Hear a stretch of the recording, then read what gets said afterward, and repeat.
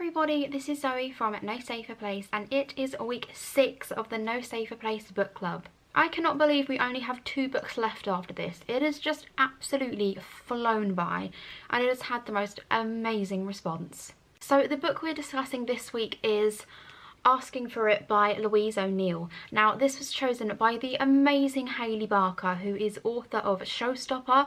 Showstopper was one of my favourite books this year and I met Hayley at Yalk and she was just amazing, so I had to ask her to be part of the No Safer Place book club.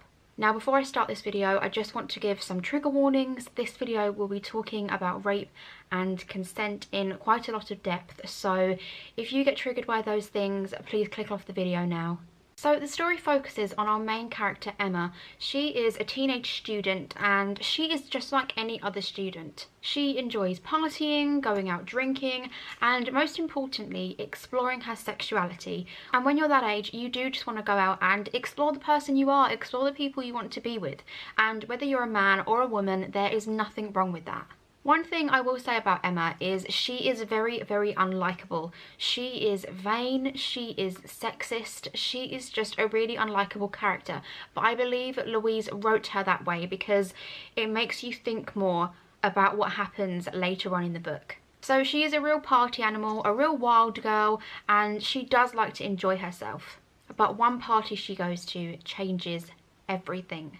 She gets very drunk, she takes a few drugs, and she wakes up in the morning on the doorstep of her house not knowing what has happened, not knowing where she is, just feeling like something is wrong, and she's feeling very sore and tender and she's not sure why.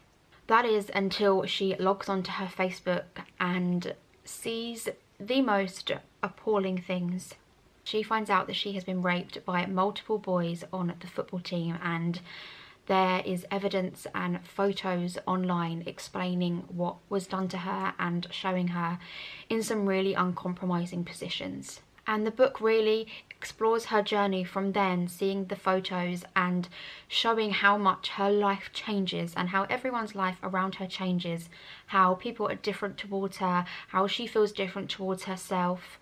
And most books like this focus on the healing process when a character has been raped, but I don't feel like this is like this at all. I think it shows the harsh reality of what life is like after you've been raped. People will judge you, people will change their behaviour towards you, and definitely not in a good way. I think what Louise wanted to highlight was the fact that if a girl gets raped while she's walking home with a fur coat on, all covered up, and no one around to protect her, she's not asking for it, that people see it as rape. But if a girl is wearing a short dress, is high, is drunk, is flirting with other guys, are they asking for it?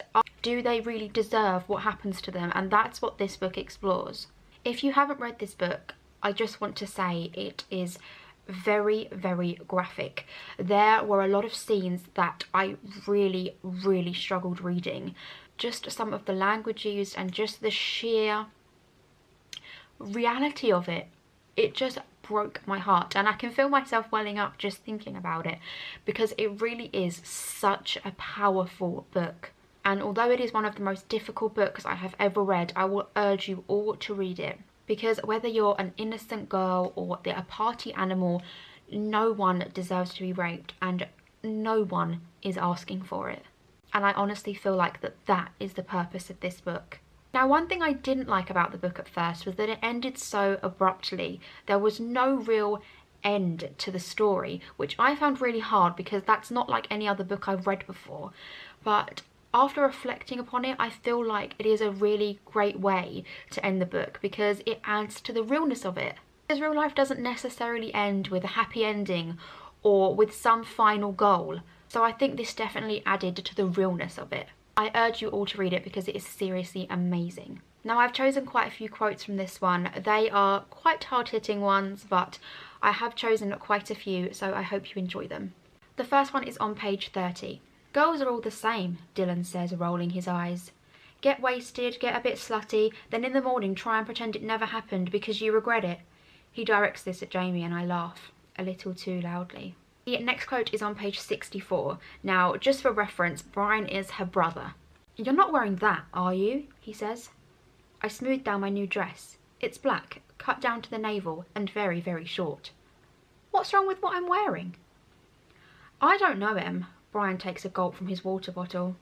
It's a bit slutty, isn't it?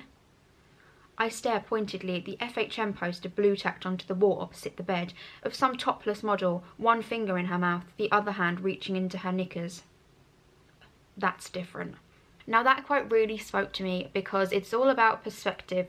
Men are always fine to make sexual objects of every woman that they can come across, but if it's their family members, then that's not okay. How hypocritical. The next quote is on page 154. Yeah, Caroline still sounds unsure. But if she had passed out? Car, the first girl is losing patience. Come on, no one forced the drink down her throat or made her take shit. What guy was going to say no if it was handed to him on a plate? She laughs. She was asking for it. The next quote is on page 301, and this one really affected me because it just shows how much she has spiraled out of control and how much this really has affected her. All I have now is a feeling of falling, like you do in a dream, where you're falling and falling and falling into a pit of nothingness, and you keep waiting to wake up before you hit the bottom, before your brain splats all over the concrete floor of your nightmare. But I don't wake up. I'm falling, falling forever, always waiting for the ground to meet me. And that is it for this week. Head over to Twitter at 6 PM today to join in with the chat.